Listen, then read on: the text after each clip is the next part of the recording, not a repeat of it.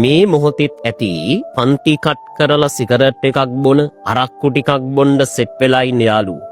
මේ මොහොතෙත් ඇති සංසාරගත ප්‍රේමවන්තයෝ කියලා හිතාගෙන පන්ති කට් කරලා ඒ සල්ලි වලින් වෙන පවුල් වල දරුවන්ට වියදම් කරන ෆිල්ම් බලන්න යන අය. ඒ වගේම මේ මොහොතේ ඇති කොහේ හරි ගමක ගෙදරක අනේ මම බඩට නොකා ණය වෙලා හරි මගේ දරුවට උගන්වනවා.